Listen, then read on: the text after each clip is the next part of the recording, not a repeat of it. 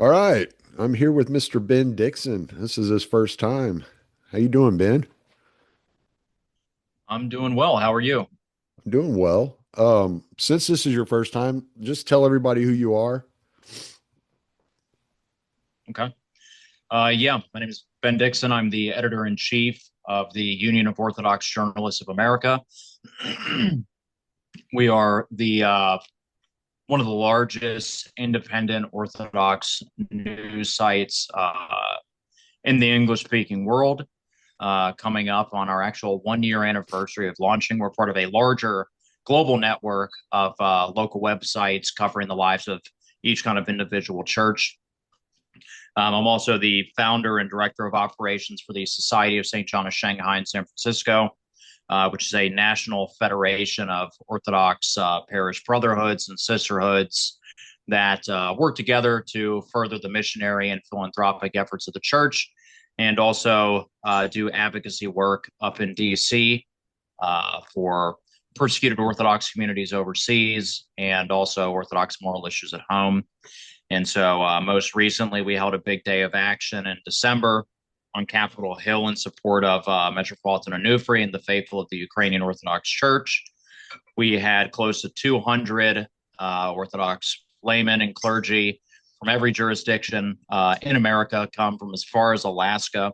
We even had somebody from the Church of Japan come and join us. So, very successful event. And we're hoping to continue that work and advocating for our brothers and sisters overseas who oftentimes are victims of bad U.S. foreign policy. So, Yes.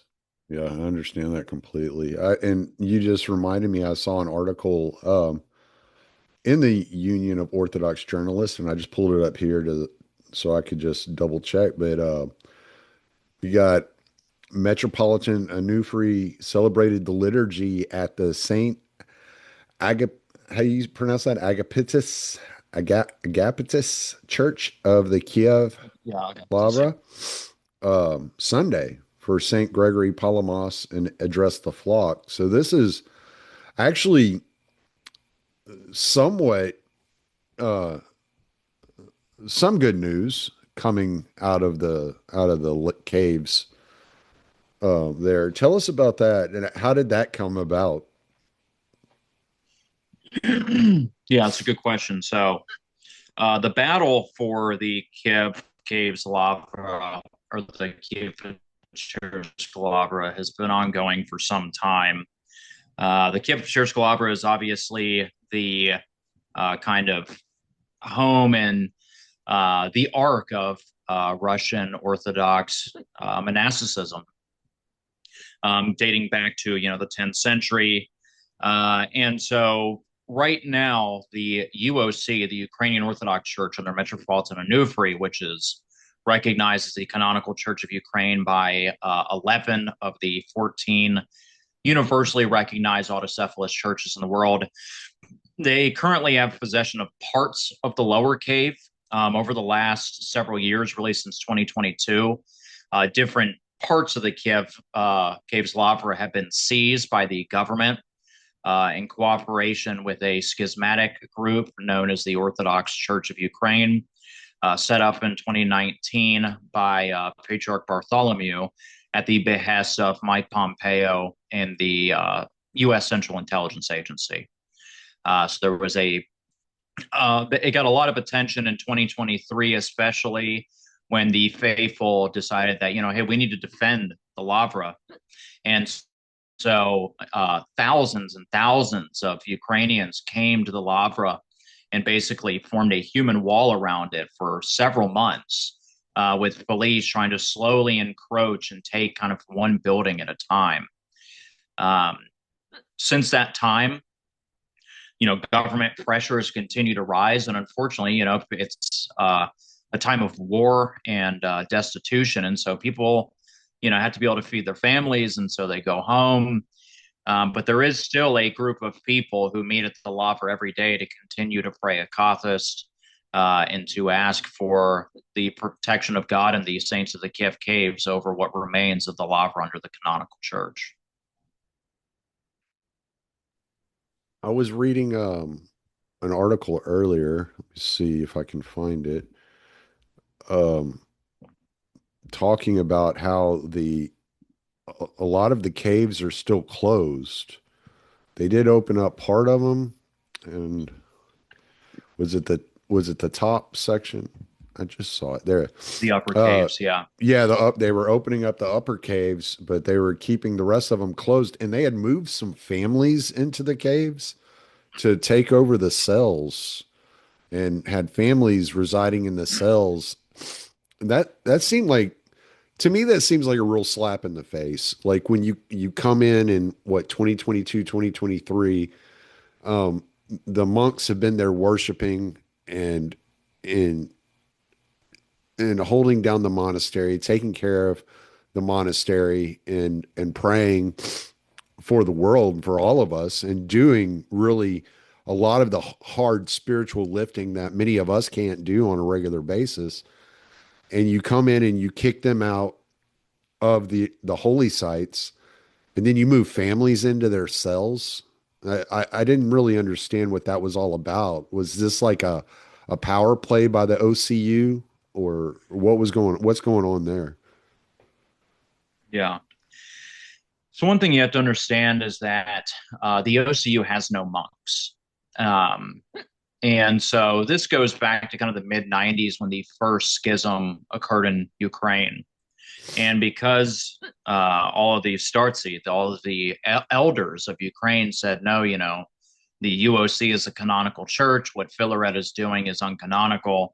None of the monastics joined the schismatics. And monasticism is the kind of thing that you have to have in order for it to grow. And so it's pretty much been devoid of monks. And so today, I think the OCU has a total of about 500 monks throughout all of Ukraine.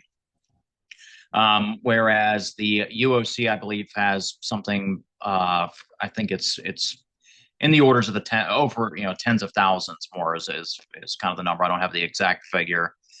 Um, and so when they took the Lavra, when they took the Upper Lavra, they didn't have enough monastics to fill it and to care for it. In fact, even if they brought all of their monastics from across Ukraine, they wouldn't have enough to fully man and care for the Lavra. Obviously, a big part of what monastics do is care for the monastery. That's part of their obediences. When the UOC took over the Kiev Lavra in 91, when the Soviet government fell and the Lavra was handed back over to the church on kind of a lease agreement, it was incomplete. It was ruins. It was nothing but piles of bricks. And the UOs, everything that you see in the Kiev Lavra today was rebuilt by the Ukrainian Orthodox Church. And so now that it's in the hands of the OCU, essentially there are a handful of monks. I think it's something like 8 or 10, somewhere in that range, who are allowed to live there. But to live there, they have to be employees of the Ministry of Culture, because it's technically the Ministry of Culture who has retaken possession of the Lavra. And so these 8 or 10 monks are paid a salary by the state, and they live there to cover basic functions. But unfortunately, it's museum staff who take up much of the duties, right, of maintaining the monastery. And so what I suspect is that these families are probably the families of museum staff, right, who, it's kind of part of their pay agreement. Hey, you can live here in this space for the work that your family is doing. Um, Now, what we do know is that because of the lack of monks, key functions like the caring for the relics are done by these museum staff. What credentials they have, we don't know. Who they are, really, we don't know. And so we saw last year, for example, where the reliquaries of the monks, their caskets, were being brought out into the garden. And their vestments and such were being taken off and just hung over the fences, like they were just like they were sheets, like bed sheets, and not holy relics of the saints. The saints' bodies are placed on these trays, and they're kind of shaped in the form of a human, that their body sits in. And that's because obviously, though these bodies are incorrupt, they do obviously dry out, right? And so little pieces can fall off. And so these trays are meant to catch those little bits of relics so they can be distributed to the faithful and not a single piece is lost. But these trays were seen stacked up against the side of the building. And in these caskets where you have relics, these museum workers were coming with spray bottles, no idea what's in them, ostensibly some type of cleaning agent that they're spraying in there and wiping down the inside of the caskets with the relics of the saints in them. And so it's a total blasphemy. And the thing is, even the Soviets did not do this. Even the Soviets, when they wanted to inspect the relics of the saints, they made the monks do it. They refused to touch them because, in spite of being atheists, that thought was always in the back of the mind. Well, what if this is all real? And what if I blaspheme God's holy ones, right? And he strikes me down. And there were stories of that happening. And so even the NKVD, right? Even they would make the monks handle the relics. But these museum workers under Zelensky have no issue defiling and blaspheming God's holy things. And I know as a journalist, I'm not supposed to use such strong language, but as an Orthodox Christian, I can't help but be outraged that this is happening. The saints of the Kiev caves were revered around the Orthodox world. This isn't even a Russian thing or a Ukrainian thing or even a Slav versus Greek thing. In Cyprus, the saints of the Kiev caves are revered universally. You'll see their icons and relics all over the island. And so the fact that Patriarch Bartholomew or Archbishop Gregorius of Cyprus or Archbishop Ovidivoros of the Greek Archdiocese is not crying out for justice is a great shame to our church, more broadly speaking. And so, in terms of these civilians who are allegedly living in the Lavra, I would suspect that these are museum staff and their families. And part of that, again, is that, the government doesn't have much money. They're stealing far too much of it. But also, you need 24-hour monitoring of these facilities. That's just the nature of having any large building. I mean, I'm here in America, right? You could see in the Rust Belt, you would have a factory that was very well maintained. Everything was up to code. And within, 2-3 years of being abandoned, it's overgrown, the roof's caving in. People have to be able to look over things and make sure that things aren't breaking. And that is what I assume is going on in the Lavra now. What is not happening is the Lavra is not being used to pray for peace, to pray for an end to the suffering of the Ukrainian people, as it would be if the UOC were still allowed to inhabit its monastery. And so the Church of St. Agapetus and several other small shrines are still in the possession of the UOC, but even the abbot is not living on the property right now. They have made him move to a separate house off location where he is held on house arrest. And if he speaks about what is going on, he will be rearrested and forced to serve years in prison. So, Is that Metropolitan Arsini? no, so Metropolitan Arseni is the abbot of the Sviatogorsk Lavra, which is in the east of the country. Okay. And so you have three large lavras in Ukraine. You have Sviatogorsk in the east, Kyiv-Pechersk there in the center, and then Pochayev in the west. Man, what is his name? I'm trying to think of it now. Metropolitan Pavel. Metropolitan Pavel is the abbot of the Kiev Caves, and in 2022 you probably saw quite a bit of him in the news because he was very outspoken at the time. They torture the poor man, and essentially now he's on house arrest, and the SPU has told him, hey, if you say one word about what's going on, we're going to throw you back in prison. So, Yeah, I was thinking it was Metropolitan Arsini because he was talking about the reason he had gotten arrested was because he was talking about the checkpoints at the entrance to the Lavra. So I thought maybe that's who it was. But I read one of y'all's articles again earlier today that he was now in the hospital, and so he missed his court date, his most recent court date, which was what was that today or yesterday? um, well, Kiev time would basically be yesterday. Okay. So they're obviously 8 hours ahead, and so the news we post is a bit delayed. And I mean, in some sense, this is kind of their plan, right? To make things as difficult as possible for him to be free.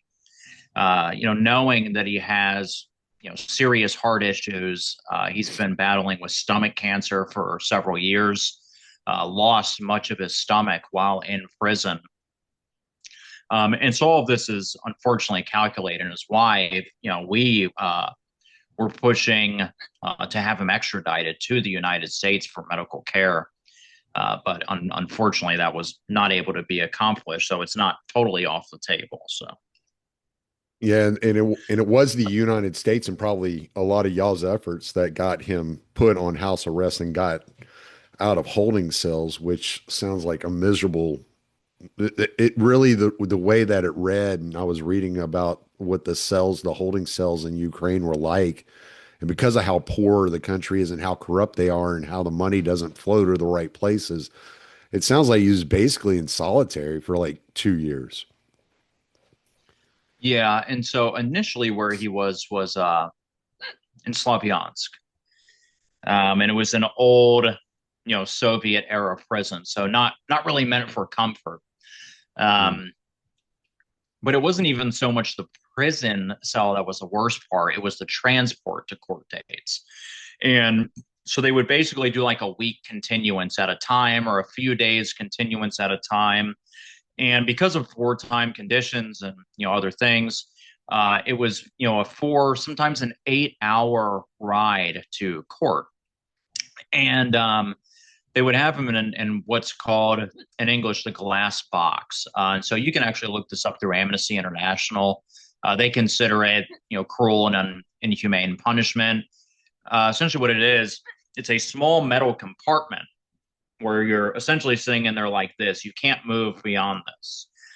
There's no AC, there's no heat. And so in the summertime, even on, say, an 90-degree day, it gets to be upwards of 115, 120 degrees in those little boxes. And of course, there's no way to go to the restroom, there's no way to get water. And so he's stuck in there for 4 to 8 hours at a time, a man whose heart is hardly holding up even on a normal day. Um, and it was, essentially designed to torture him and to slowly kill him. And so they would do that kind of, day in and day out, week after week, month after month. And yet his spiritual strength is such that a lawyer visited him in jail and said, he came into the room and we sat down and I, thought that we were going to discuss his case, but he just wouldn't speak about the case. He just wanted to talk, about Christ, right? And just, how glorious Christ is and his saints and all these things. He said, and so, about an hour went by and the guards came in and he had a hearing. And so they're taking this hearing and they just left me in this hallway in this, Soviet dungeon essentially. And he said, and I speak Russian. And so one of the other prisoners said, "Oh, you're here to see Vladika." And I said, "Yeah." And the prisoner says, "Well, you know what's happened here, right?" And he says, "No, I don't know what you mean." And he says, "This is no longer a prison; it's a monastery, and we're all his spiritual children." And this prisoner went on to tell him how since Metropolitan Arseny had come there, everybody in the prison had come to faith. That he had given them a prayer roll, that they were all going to confession. If they couldn't see him, they would pass their confessions to him and he would absolve them and give them a prayer roll. And that this had become the order of this jail that he was in. And so, I mean, he's a living saint. and a great man of God, and what they have done to him is will make him more assuredly a saint. Um, but they're going to be judged for what they've done to these people. Yeah, and I mean, I read I read the prologue every day. I'm reading the lives of the great desert fathers. And you read it and you're reading something that happened like 1,000 years ago or 1,500 years ago. And you're like, that's unbelievable. Like, how could they treat people like that? And then you turn around and you look just across the world today, these things are still happening. Yeah, And it's just so wild to see. yeah, And yeah. We're you, seeing the new Kyiv-Pechersk written in our own days. yeah, you had mentioned earlier, and I wanted to touch on this because I remember reading about this probably right around the time that I interviewed Father John Whiteford about this the first time. So it must have been in 2022. It that Patriarch Bartholomew has has ties to the CIA, and some of the actions he's taking really appear to be in collusion with the intelligence community in acting against the Russian government. Can you expand a little bit on that relationship, how that relationship between Patriarch Bartholomew and the CIA got started? Yeah.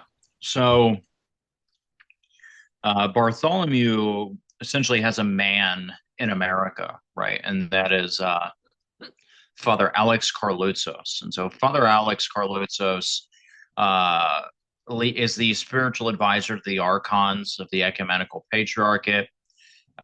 He has been friends with every president since Jimmy Carter, Trump, not so much, but Biden very close. In fact, Biden awarded him the Presidential Medal of Freedom.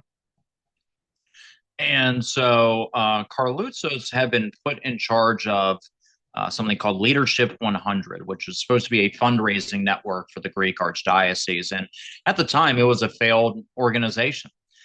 He took over, made it, something to be a part of, and became essentially the cash box of the Greek Archdiocese, and was the right hand man of uh, of the Archbishop of America at the time. Well, then the Patriarch of Constantinople passed away, and there was going to be an election. And Carlutzos was basically able to convince the Bush White House that it would benefit America for Bartholomew to become patriarch. And essentially, the situation was that if the Turks weighed in, then the Archbishop of America would become the next patriarch of Constantinople. If the Turks stayed out of it, Bartholomew would become patriarch, and so um, that is what Carlutzos asked the White House to do, and the White House did. And he's said all this in recording and in interviews. And so he then became kind of the go-to man, right, between Bartholomew and the U.S. government.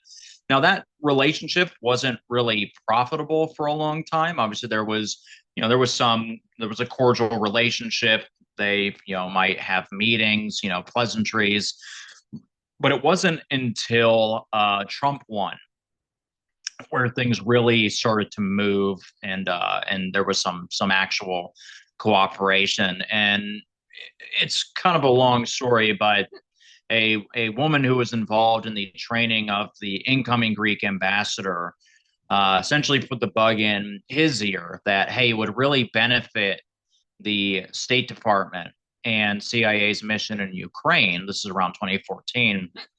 If if we could use the ecumenical patriarchate to create a more regime friendly church, a more Western friendly church in Ukraine. And they basically sold it to the CIA and State Department as, hey, if you could do this, it would pull Ukraine out of the Russian orbit for good. And so Mike Pompeo, who was then head of the CIA, approaches Father Alex Karlutzos and says, "Hey, we would like for you guys to get involved in Ukraine." And Karlutzos essentially says, "Oh, well, we can't do that. We probably technically could, but we would lose any political protection that we have in Istanbul, and it would be really problematic. We would need the full backing of the United States." And Pompeo essentially says, "You got it." And Karlutzos says, "No, I mean like including military support if we need it." And Pompeo said, "You got it." And so a deal was essentially struck between Patriarch Bartholomew, the CIA by way of Mike Pompeo, and the State Department by way of Sam Brownback. And all three of them, Alex Karlutzos, Mike Pompeo, and Sam Brownback, have all admitted this on recording. And so, we have those recordings. We've passed those to the heads of various departments in the administration, because so Trump didn't know that any of this was going on. And some of the fallout that has happened between the EP and the Trump administration, the meeting that they had when Bartholomew was here was very icy, and it was very clear. And there were sources in the White House who said, "Hey, this meeting really didn't go well." And Vance in particular made very clear that he wasn't happy about what they had done in Ukraine. A lot of that is because Trump feels like Pompeo, who he doesn't like, had essentially used his authority to persecute Christians in Ukraine. And Vance, who is a Catholic and has spoken out several times on what's going on in Ukraine in the religious sphere, was really able to kind of push Trump on this. And we know now that part of the peace negotiation from the American side is that, hey, the church issue needs to be resolved. And so while the archdiocese and the EP may like to put up publicly that, oh, everything's fine, things are great, we have a great relationship with the administration, clearly that's not the case, because getting rid of the OCU is essentially part of the U.S. agenda for peace in Ukraine. And if things were so great between the archdiocese and the administration, they certainly wouldn't have a reason to so vehemently attack UOJ and the Society of St. John. But since we are apparently enemy number one for them and all of their media network, clearly this is a threat, and clearly that influence, since they once had, has subsided greatly. So. Yeah, I was going to bring that up, but before then, I was just going to point out they should have probably talked to the Kurds before they struck a deal with the CIA. But I mean, yeah, yeah, you know, so there's too many examples that we could go through where our right, government, yeah, not real good at keeping their end of the deal for some reason. yeah, So yeah, it's a shame. Archbishop Elpidophorus, Alpida Forest, yeah. Elpidophorus. Okay, I'm terrible with foreign names. I wish everybody was just Yeah. named Tom and John, and I'd be like, all right, cool. Tom, Dick, and Harry. Exactly. I'm like all these Chinese, Yeah. but like that Dave Chappelle skit. Yeah. Yeah, I Uh, love Chappelle. So oh, but so he has been. It looks like he's been on a tour here in the U.S. trying to undercut the UOC in the U.S. and he's written back to Patriarch Bartholomew on his attempts, but it doesn't seem to be going well for him. And he's also, as you just mentioned, has named Jaw as Russian propaganda at UOJ, which I thought was just hilarious. It only takes you a year to become Russian propaganda. I've been doing this since 2018 and I still can't get anybody to call me Russian propaganda. I've been trying though. well, if you talk to us enough, you'll get the label. So I don't I know. mean, I wish, hey, we'd be much Libertarian better funded Institute. if we were. I'm at the Libertarian Institute with Scott Horton, who debated Bill Kristol and kicked his butt on stage. I still can't Yeah. get label. Yeah, well, hey, if we're Russian propaganda, then I'm going to have to find a way to send Putin a different address because his checks Right. ain't coming. So, I'm not getting and I'm I not could getting use the my money. checks. Yeah. Yeah, so Elpiphedorus, Archbishop Elpiphedorus has been on kind of this tour to undercut not only the UOJ, but he's uh, been writing back and forth with Patriarch Bartholomew. It looks like he's not having much luck undercutting the UOC here in the United States, which I would say that's a positive. But then I saw an article come out today that in Komariv, UOC church peacefully, quote unquote, peacefully transferred to OCU in presence of special forces. So it looks like they're still commandeering churches under the banner of the OCU. And what struck me here, and one of the things, I'm just going to kind of go off just for a second before I let you respond to all this. What struck Yeah, me go here for it. is so Father Michael, the priest at my church, I go to an Antiochian church. So I go to church with a lot of like cradle Orthodox from Lebanon, Syria, in that area.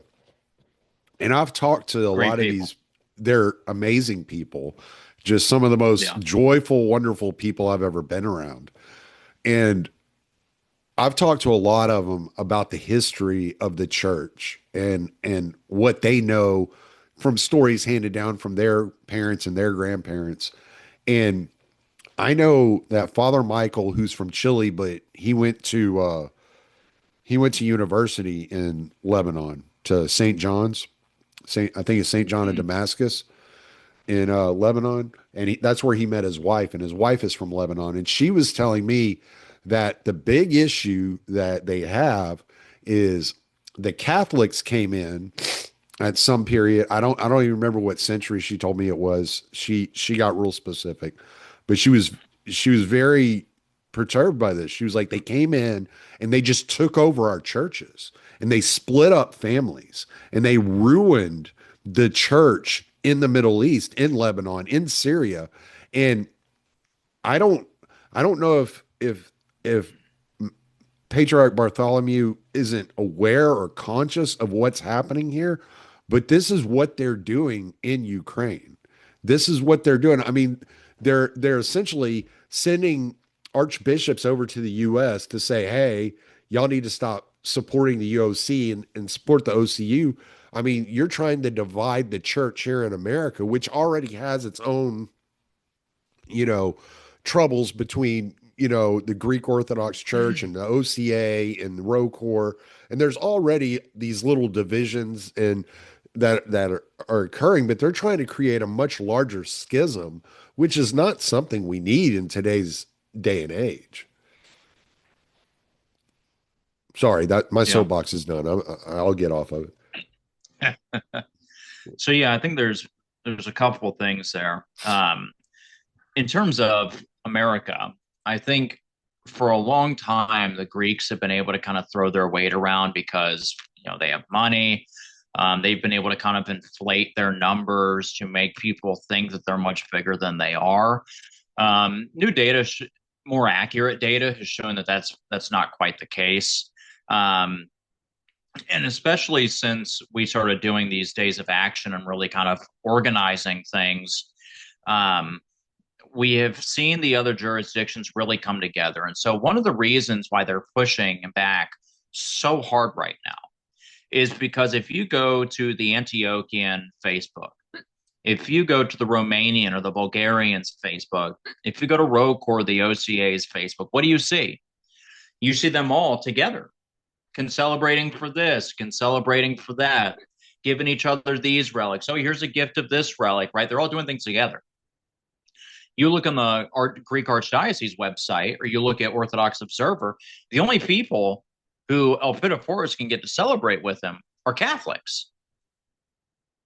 And so they see that, oh, the other jurisdictions are doing these things against our interests.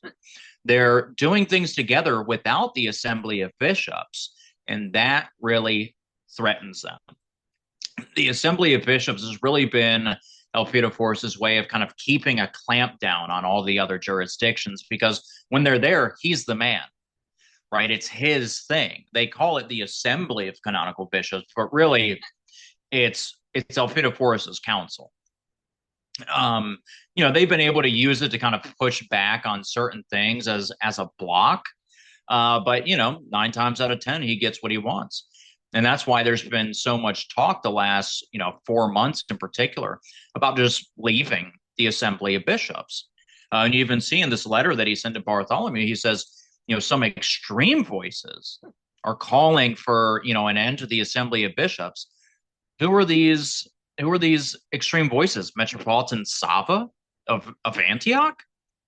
He's an extremist now. Bishops of the OCA, they're extremists now. It's nonsense. And so on the American front, that's what you're seeing. They're pushing back because they see that the tide has really turned and that America has a pan-Orthodox future. Whereas pan-Orthodox for Elpidophoros and his little clique is everybody comes to our things and they do it in Greek. That's pan-Orthodox. No, in America, pan-Orthodox is going to be in English. Sorry.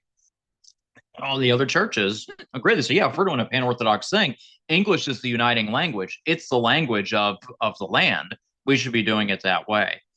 To touch on the Lebanon thing, yeah, the Catholics came in, and what they offered was education. And what you have to understand about that period of time is that the Patriarch of Constantinople, because of the millet system, which was it was basically you were a citizen of your religious group within the empire. And so the Patriarch of Constantinople was an ethnarch. He was a viceroy, essentially, of the Sultan to rule over all Orthodox Christians. And so essentially in that schema, to be Greek and in the church was to be powerful. And so they abolished, all the churches in the Balkans and were forcing Greek customs on them, which is why you see a lot of more Hellenic customs, and even the Serbian church, where you see a lot of more Byzantine style chant, you see Greek style vestments, and in the Middle East, all the patriarchates were run by Greeks, and so the Brotherhood of the Holy Sepulchre was completely Greek, in spite of the fact that 95% of the faithful were Arab and spoke Arabic. And it was the same in Antioch. And so what ended up happening was that Russians would go on pilgrimage to the Holy Land and see, oh, like they have no schools and their kids are becoming Catholic as a result, because that's the only place they can get an education. Well, they need schools.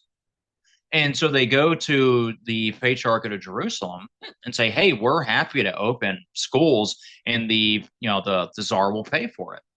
And we'll teach them in Arabic. And they're like, whoa, whoa, whoa. No, you can't teach them in Arabic. I'm like, well, why not? That's the language that they speak. And so Jerusalem really pushed back on it. Now, Antioch was much more open to it. And so the Russians started opening all of these schools. And what ended up happening was that the Arabs then took over the Patriarchate of Antioch. There was an election, and there was an Arab candidate and a Greek candidate. And Constantinople supported the Greek candidate, but they didn't just support the Greek candidate.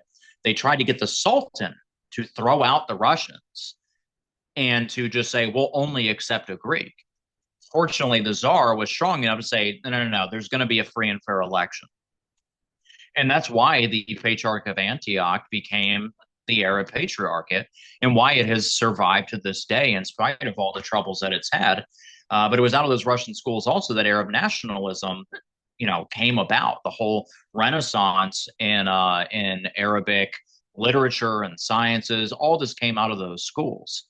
And so it was a stopgap measure against the Latinizing of the region. And this was an ongoing problem because a lot of Christians, a lot of Orthodox Christians in the region wanted education, and the Greek Patriarchate of Constantinople would not allow it and was pressuring Jerusalem to not allow it. And so eventually all those people went to the Jesuits and said, hey, will you allow us to educate our kids and maintain our rights if we'll submit to Rome? And they said, yeah. And that's how the Melkite schism was born. And so when you hear about Melkites, right, Eastern, Byzantine Catholics, that all comes out of Constantinople not wanting to educate Arabs. And so it's ironic when they talk about ethnophilatism, because ethnophilatism has been the official position of the Patriarchate of Constantinople for hundreds of years. And we see this now playing out in Ukraine, right, where they're driving a wedge and they're saying, "Oh, well, Ukraine should have its own church because it's independent." Well, it had its own church.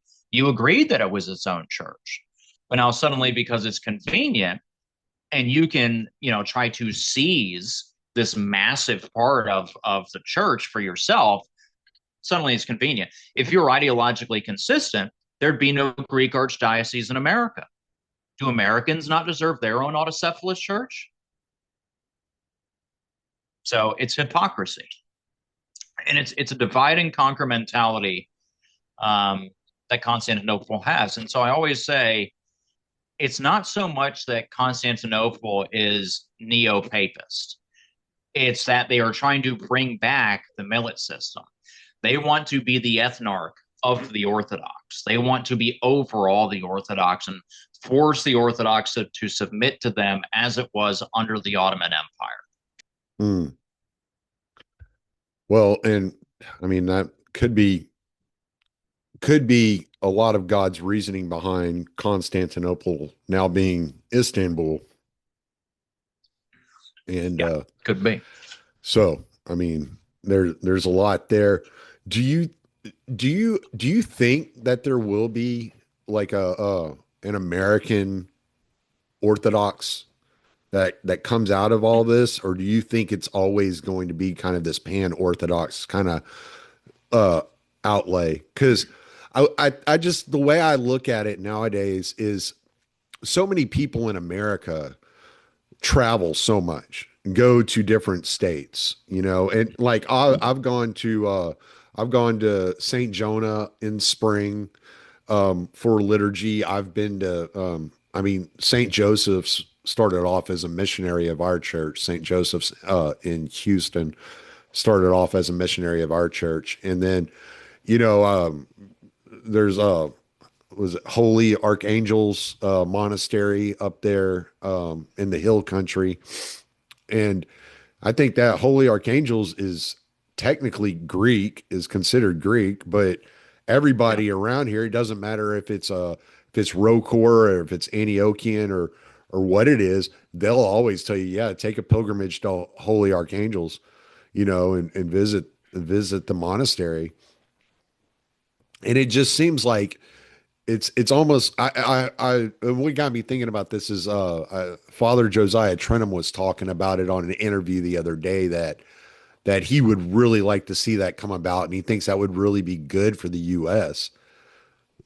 But I don't even know if it's even possible that the way that the dividing lines are drawn out, and having so many patriarchs, so many metropolitans from so many dioceses, it doesn't, I don't know if it's even possible. Yeah. Well, to start, um, I think we should remember that the Russian church was under Constantinople for at least 400 years. Um, we had this idea that, well, okay, well, we have a church, we're ready to go. But that's not the case, right? Russia, the entire country, had been Orthodox for several hundred years before they became independent, and it was only Mm, really then because of the Council of Florence. Um, so I don't think there's any rush. At the same time, while on the historical topic of it, we had one church essentially, right? Like the Russians came through Alaska, and so they had jurisdiction over North America, and all the ethnic churches who came, they might still be a Greek parish, a Syrian parish, a Serbian parish, but they were under the umbrella of the Russian metropolia of North America. And St. Tikhon's vision was that there would be, that there would be a bishop for each of these ethnic groups, right? But then they would all meet in a central synod to govern affairs more broadly in America. with the under the presidency of the synod, then the synod in Moscow. And so the idea being that you would plant this church and allow it to grow, but it would always have that connection with the mother church until it was really ready to kind of spread its wings.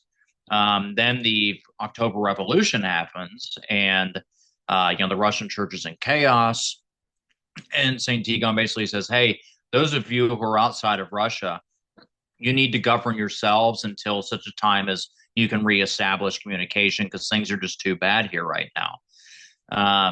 And his idea was that the Church of America should go under Antioch. Unfortunately, what happened was that a lot of the ethnic jurisdictions, the Greeks first of all, decided, well, we'll just appeal to our synods at home and be an exarchate of these our churches back home. And this was complicated by the fact that the St. Nicholas Cathedral in New York City, that the living church, right, the heretical Soviet church, launched a lawsuit in New York for the St. Nicholas Cathedral against the Metropolia, and they won. And so that spread a lot of panic through the churches of America, who then quickly appealed to their home synods and patriarchates for protection. And that situation has continued on. And unfortunately, because the because the leadership of the OCA in the early days couldn't submit to the wider synod of the Russian Church abroad, it then found itself without much, maybe with continuity, but with no real legality.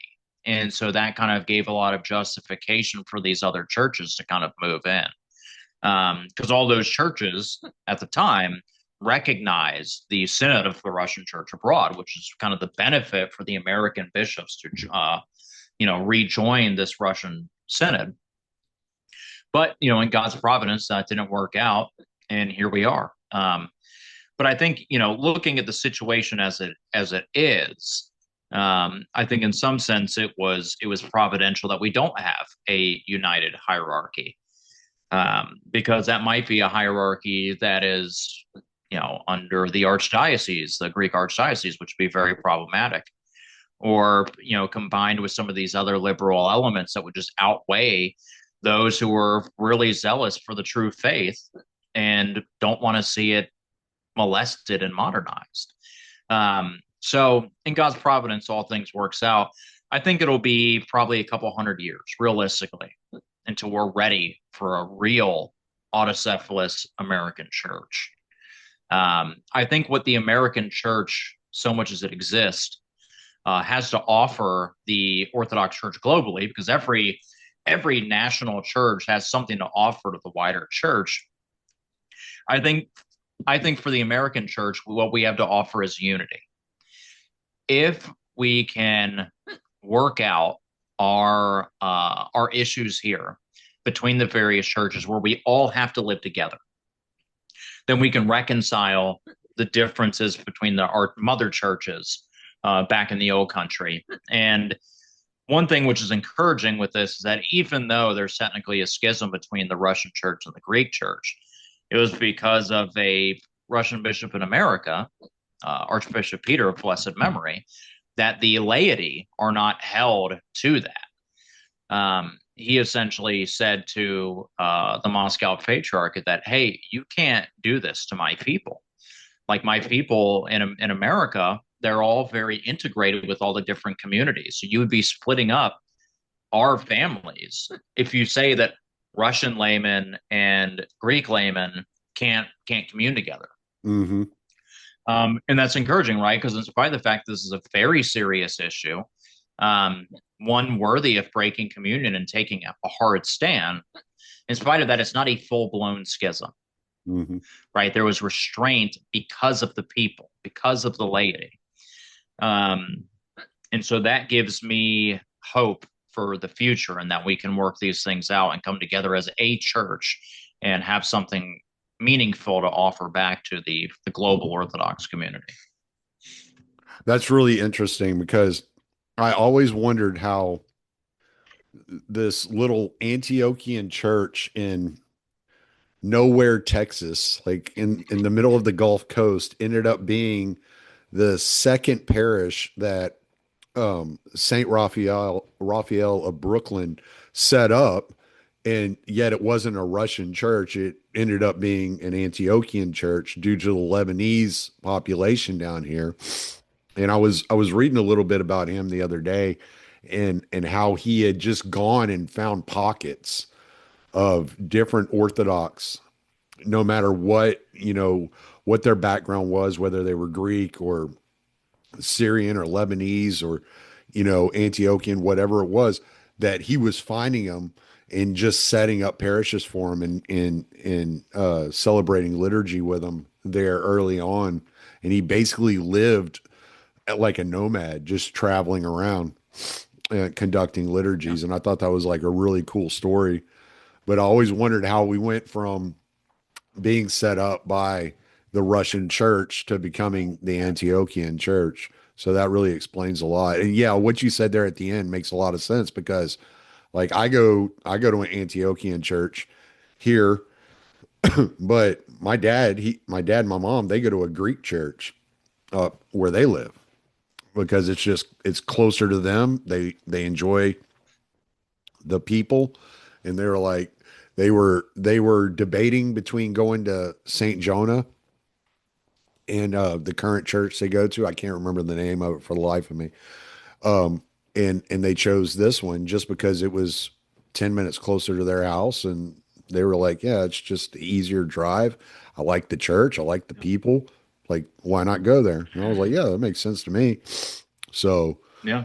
yeah, so that makes a lot of sense about the families being divided because I know that's a really big issue. People don't want to be divided. And if the church starts stepping in between families, there are going to be a lot of families that step away from the church because it's like why are Yeah. y'all why is the political system of the church trying to divide the family? Like that has nothing to do Yeah. with whether we're like faithful and worshiping and loving, Christ and doing what we're supposed to be doing. The whole politics, it drives me crazy. I don't even like to focus on it much because I'm like, I don't really understand what y'all are doing over there, man. Yeah. So I got one more story I wanted to kind of cover with you. And the last time I had Father John on talking about this, I think it was right after. Oh, it was terrible. The OCU had taken over a UOC church, and they had gone into the church, and they were they were just they weren't even conducting a liturgy. Like what they were doing wasn't worship. It was like it almost looked like they were trying to hold a rave or something, dancing with the candles and the icons, and it was weird. And I was just like, this is ridiculous. And this must have been, I want to say this was in 2023 or 2024 that this came out, was the last time I had somebody on to talk about this. And it was very disheartening. It was saddening to watch. And I saw this story on y'all's page. OCU priest allows parishioners to use priest cassock for sex games. And I was like, what? I read this. I was like, I have to read this entire story, trying to figure out what this priest is doing. So this OCU priest decided that since he's young and attractive and he's always getting flirted with by single women, that they should go out and find a man and marry him and buy him a cassock so they can live out their fantasies. And I was like, Bizarre. it's completely bizarre because one of the first things I was ever told coming into the church is like your imagination is not your friend. That is your enemy. That is the devil's playground. When you let yourself like enter into fantasy world, that's where the demons like to play. And Yep. he's encouraging it. And I just thought that was, he said it would strengthen relationships between couples. Yeah. Also, there's a reason this is happening. So we've shoot, it was probably a few months ago now. But if you go on our YouTube, you'll see where we interviewed a former OCU priest named Father Yaroslav Yasenets. Um, and now Father Yaroslav has been a priest for 10 plus years. He was in the Kiev Patriarchate before the reunion and then was moved into the OCU because of the reunion. But he got so sick of things there that he left and went back to the Kiev Patriarchate, which is also a schismatic group, to be clear. Um, but he's very genuine in his faith. He actually studied at Hellenic College Holy Cross through a distance learning program because his fake bishop would not sign the travel documents that were required. But what he was saying is that there's no education in the OCU. Even, there was a video going around a while ago where a priest could not recite the creed. And that priest is the head professor at their theological academy. And so when that's the head of your educational system, you've got some real problems. He can't even recite the creed. So there's no education, there's no appreciation for education. And most of the people joining the OCU to be priests are not zealous Orthodox Christians. They're kind of everyday people who they don't want to get drafted, right? They don't want to go to war. They don't really have a job and they want a cushy job. And in Ukraine, where most of the population is Orthodox, if you get a good parish assignment, you'll live good. I mean, you'll have a nice car, you'll have a big house, your family will live comfortably, you'll be able to send your kids to college. And so a lot of these guys, they just say, oh, well, I'll become a priest if it means that I'm going to have a good life and not die at the front. And with that, they know that all they have to do is toe the party line, right? So if they say, yes, the UOC are a bunch of Russian agents, if they are, rah, Slava Ukraini, right, Zelensky's great, then they're going to get a good parish assignment. They're going to have a good salary. They're going to be set, right? Now, those who are nationalists, right, and who really want to make money, they'll get involved in the church seizures directly. The reason being that there are outside groups, largely, funded by the usual characters, Soros and the like, who pay these priests to engage in this type of activity. And so, like Father Roman Grishuk, who is a well-known church raider, he's led dozens and dozens of church raids. He's this big, jacked, young guy who LARPs as a priest. But everyone knows that he's being paid by foreign groups to do what he's doing. He drives a Mercedes, like a nice Mercedes.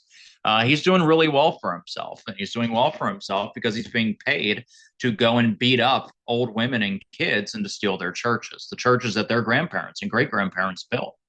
So that's the reality in Ukraine. And so when you see these things, there's a movie or a cooking show in a church. The church is encouraging people to dress up in cassocks when they have sex. They can't make the sign of the cross. They're praying with Uniats and Lutherans and Jews. It's because they're not really Orthodox. They're just LARPing as priests because the OCU is nothing more than an extension of the SBU. And the SBU is nothing but a continuation of the KGB. And it's funny when people talk about the FSB in Russia, they'll call it the KGB. But the reality is that the SBU has far more institutional continuity with the KGB than the FSB does.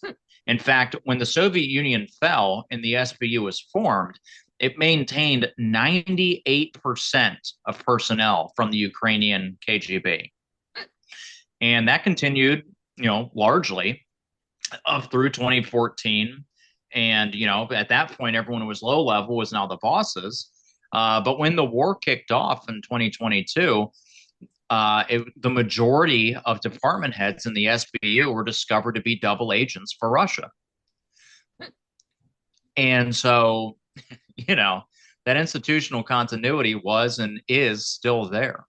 Um, so, I mean, that's what we see. So, for those who say, oh, the Russian church is just an extension of the FSB, maybe you should look at your favorite Ukrainian church, which is just an extension of Ukrainian intelligence and is widely known as such in the country, which is Mm, why no one goes to those churches.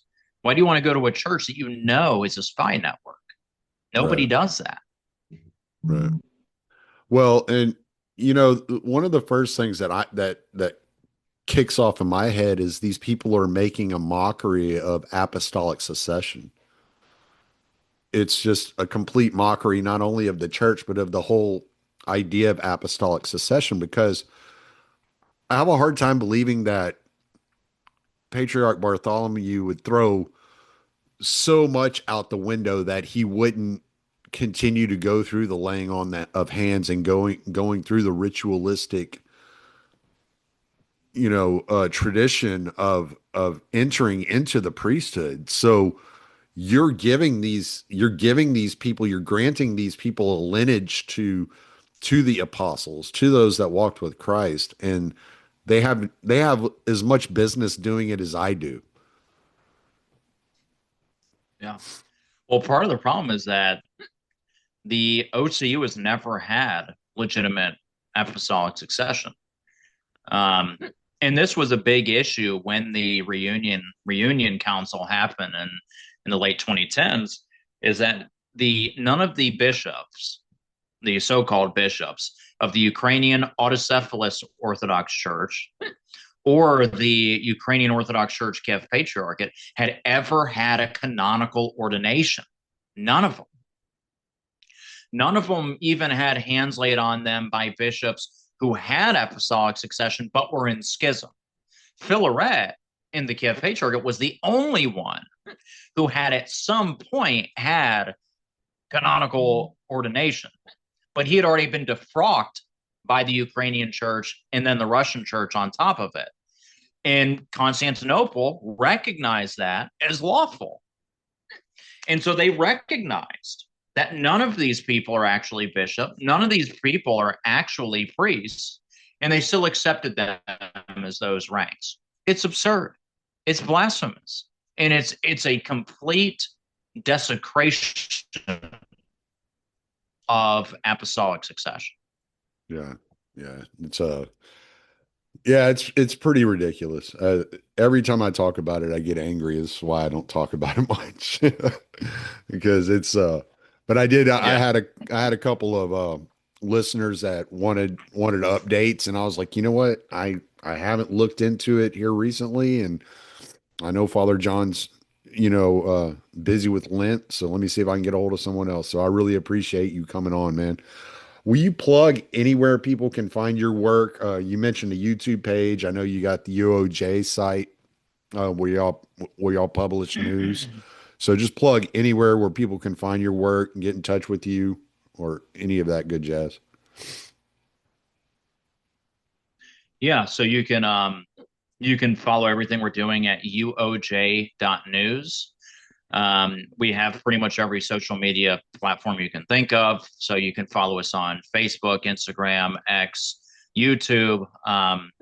We do have a Patreon where we're trying to raise money, but also we're going around the world now filming documentaries and interviews. So we just did an interview with Archbishop John of Albania, and we're preparing a full length documentary on the resurrection of the Orthodox Church after the fall of communism. We're preparing for trips to Moldova, Romania, Serbia, Kosovo, Greece, Cyprus, and all of this is done off donations. Um, so please, if you'll support us on Patreon, there's also a donation link on our website. To support the Society of St. John, where we do our, a lot of advocacy work. That's societyofstjohn.com. That's ST for Saint. Um, we're also accepting applications for membership. And so if your parish is not affiliated with the Society of St. John and you have a parish brotherhood, you can apply for membership there. If your parish does not have a brotherhood and you would like to start one under the Society of St. John, send us a message through the website and we'll give you resources and direction on how to do that. And there's also a donate link on the website. So if you can't do those things, but you want to help us to keep fighting the good fight and defending Orthodox Christians overseas, it's not cheap to, go up to Washington for, nearly a week out of every month, which my wife and I do to advocate for the church. So please do donate what you can to sustain these efforts. It's very important. We've been able to play a small part in the liberation of Metropolitan Arseni. We're working several asylum claims for churchmen and journalists who are being hunted by Ukrainian intelligence, literally hunted like dogs.